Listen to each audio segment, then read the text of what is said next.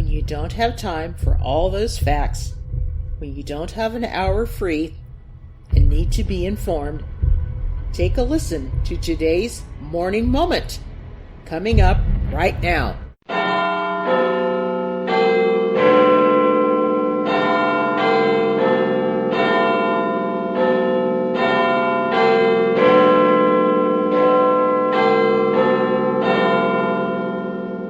You're listening to A Radio.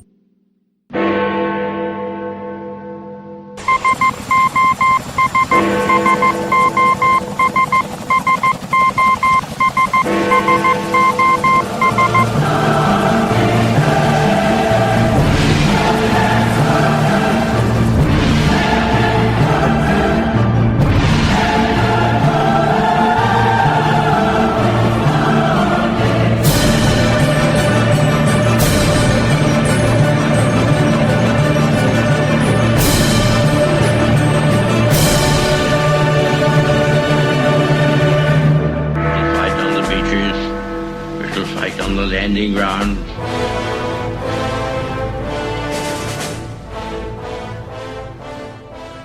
Thank you for joining us. You're listening to A Radio, and this is the Morning Moment. We are on Monday, Wednesday and Friday at 11:45 Eastern. Follow us on Spreaker.com and click on the like button. You can find us on most social media platforms such as iTunes, Spotify and iHeartRadio.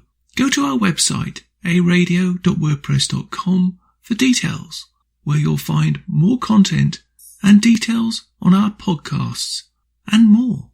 What I want to play for you today is from the RSBN network. It's a piece from Sunday, October 4. They were broadcasting outside the President of the United States hospital, where, as many of you know, he is being treated currently for symptoms of the China virus, more commonly known as COVID-19. But that's not what I want to talk about here. Actually, it's an interview of two American immigrants, who now I assume they are American citizens. One, I believe, was from Peru, the other from Romania. What they have in common is shocking. What they end up talking about to me is both shocking and eye-opening. Not for the reasons you might think, though. No, what shocked me was that they said because I guess, unlike a lot of people I know about socialist and communist countries. No, it was, in fact, how familiar were the terms to me, and probably will be to you, in Canada. Now here's that piece. If you want to hear more, go to RSBN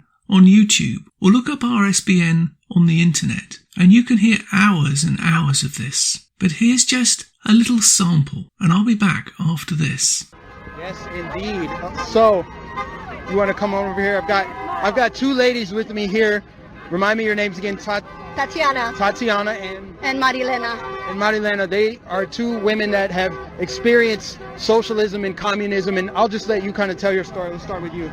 Well, I was born in Peru, and we had a lot of trouble with social unrest because the left there had created a lot of division between the Peruvians and stating the same thing, that there was oppression, and we had terrorist groups that were called the Shining Path that created a lot of terror in the country, destroyed the economy, and created a mayhem like is happening right now. And I think that shouldn't happen in other countries. America is a great country with a lot of opportunities, especially for immigrants, and it's very welcoming. And I think that the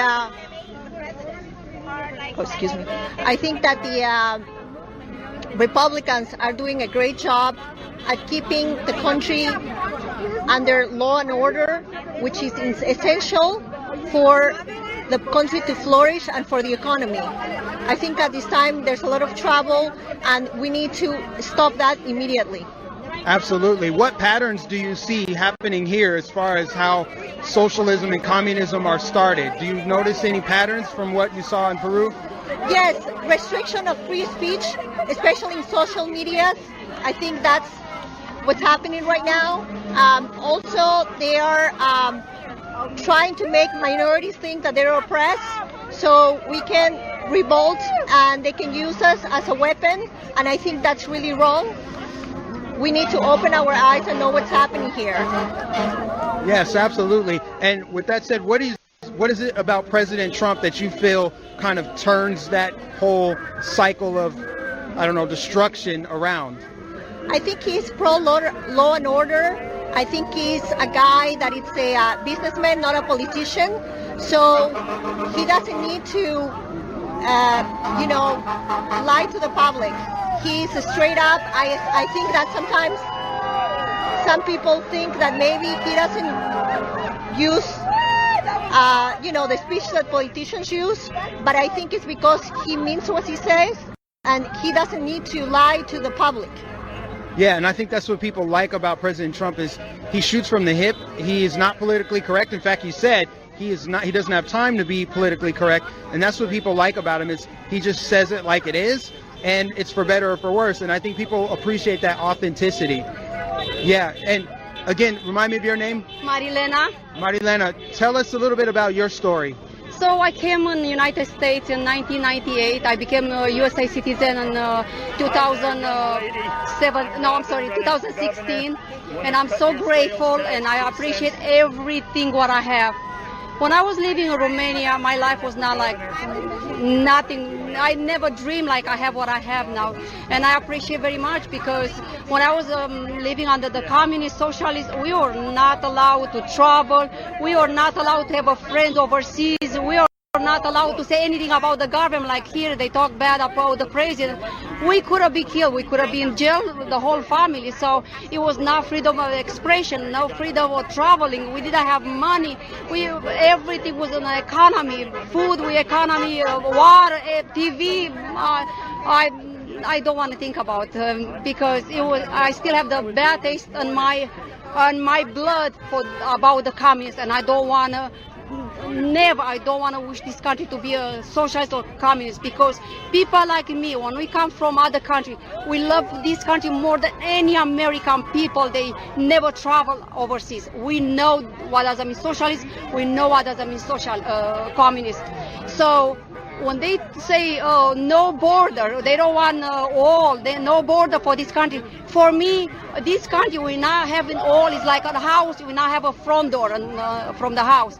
It's ridiculous. How can you not protect this country when you have a lot of people they come over here to destroy this country? Now we're not talking about these people, terror, whatever. We have our own people. They want to destroy our country. They want to change the course of the country, and I'm so mad. I can't believe. I can't believe. Yeah, it's very heartbreaking. It's got to be hard for you as an immigrant that moved here to see that the left in this country has essentially repackaged and dressed up Karl Marx's ideas, which have been tried and failed on every single continent, and has led to the death of over 100 million people. I feel the same like I live in Romania now because when I am not allowed to wear the Donald Trump mega hat or the T-shirt with mega Trump or talk about mega Trump because I'm afraid they curse me, they punch me, they curse me. It's ridiculous. It's no freedom of expression. I don't feel free anymore like I came 21 years ago. Venezuela? Venezuela, I'm sure it's bad. That's gonna be. We don't want this country to become like a communist country like we have. My ex-country when I came from is nothing like United States. Even they are Democrats now, they don't have what we have here. It's ridiculous. And I wish Donald Trump would be 4 more years in the White House. I wish him all the best. I love with all my heart, and I thank him for everything what he done for this country and for me here. I love him so much. Wow, that was powerful. That was very powerful. God bless you. I hope that everything works out with you and your sons and everything like that. Yeah. If you could tell President Trump something right now, what would you tell him? I wanted to thank him for making this country better, and during the short amount of time that he has been in the government, he's done more than many politicians have done in several years, including Mr. Biden. So what you heard there were the words of suppression. That was one point. One of the questions asked, do you see any patterns here in Peru? The first thing out of her mouth, restrictions on free speech. That should be very familiar to Canadians, with laws passed supposedly under the guise of, quote, hate speech. but the laws do in fact restrict Canadians' rights to their views and their opinions. And many of us out here believe that law is unconstitutional and therefore illegal. Then the lady goes on to mention social media. Again, Trudeau attempts to interfere with social media, Canadians' rights access to social media, which are threats, in fact, to regulate it. If the biggest ones out there don't control what Canadians can either post or see. Again, illegal, unconstitutional. Also,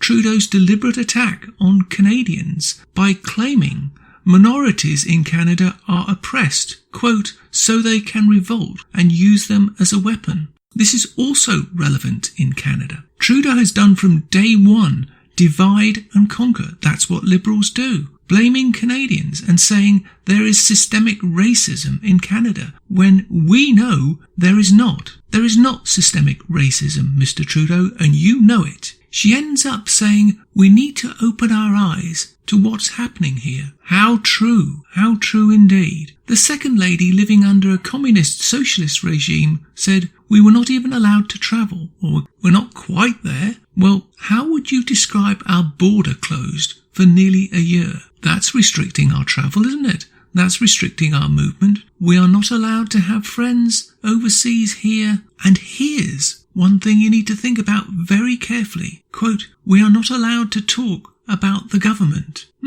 Doesn't that sound familiar? No freedom of expression. Definitely common here. No money, food, water or TV. Let's just analyse that for a minute. Our money is being devalued by the amount of money that Trudeau is spending.